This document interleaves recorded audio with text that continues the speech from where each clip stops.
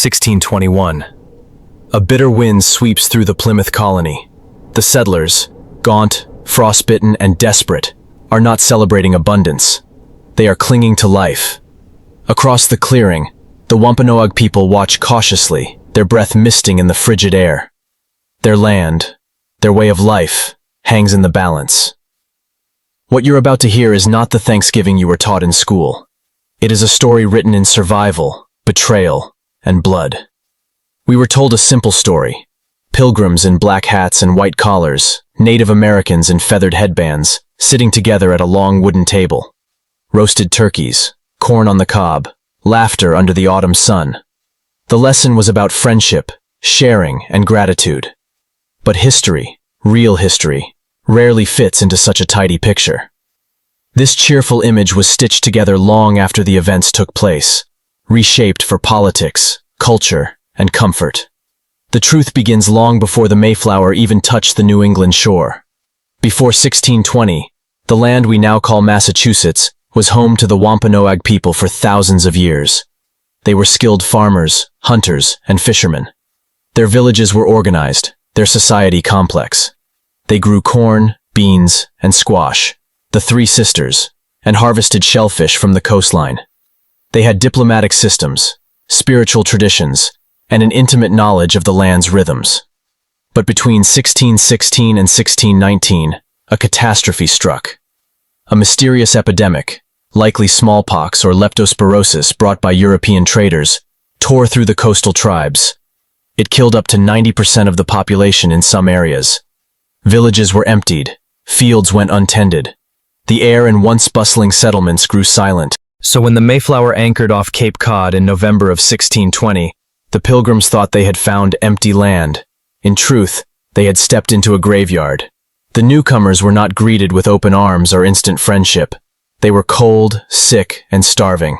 That first winter, half of them died. The survivors buried their dead at night, quietly, so that nearby tribes would not see their weakness. Yet the Wampanoag knew they were there. Among the Wampanoag was a man named Tisquantum, Squanto. Years earlier, he had been kidnapped by an English explorer, sold into slavery in Spain, escaped to England, learned the language, and eventually made his way back across the Atlantic. When he returned to his homeland, he found his people gone, wiped out by the epidemic. Squanto became the bridge between the Pilgrims and the Wampanoag leader, Massasoit. This alliance was not born out of pure goodwill. The Wampanoag faced threats from rival tribes and saw the advantage of having armed allies.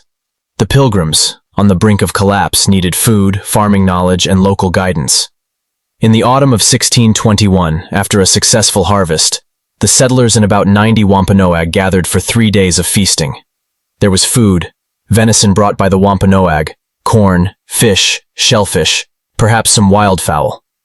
But it was not the peaceful Thanksgiving dinner we imagine. It was more of a diplomatic meeting, a political gathering to cement an alliance. Weapons were present.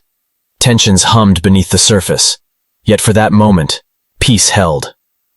But peace was fragile. As more English settlers arrived in the following years, the demand for land grew. Forests were cleared. Native hunting grounds became fields for English crops. The settlers' laws and religion clashed with Wampanoag traditions. Missionaries pressed native communities to abandon their beliefs. Trade disputes flared. Distrust deepened. By the 1670s, the alliance had shattered. Massasoit had died, and his son Metacom, called King Philip by the English, had inherited a world where his people's autonomy was slipping away. The conflict that followed, known as King Philip's War, was one of the bloodiest per capita in American history. Entire villages burned. Thousands died. Native survivors were enslaved, sold to the Caribbean, or forced into servitude. The war ended with Metacom's death, his body displayed as a warning. The Wampanoag and other tribes were left devastated. And yet, the violent reality of this history faded from the national memory. In the 1800s, a woman named Sarah Josepha Hale, editor of Godey's Ladies' Book, began a decades-long campaign for a National Day of Thanksgiving. She wrote letters to governors, presidents, and public figures, arguing that such a day would unite a divided nation.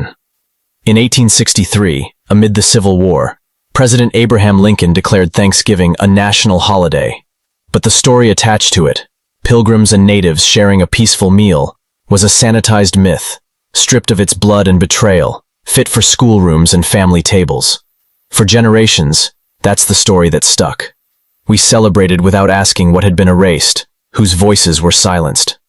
But native communities, including the descendants of the Wampanoag, remember differently. Since 1970, they have gathered in Plymouth on the fourth Thursday of November for a National Day of Mourning, a reminder that for them, Thanksgiving marks not just a feast, but the beginning of centuries of loss. Thanksgiving can still be a day of gratitude. Gratitude for survival, for family, for the land we live on. But gratitude also means honesty. It means seeing past the comfortable myth to the complex, painful truth beneath. When you pass the cranberry sauce this year, remember the cost of that first feast.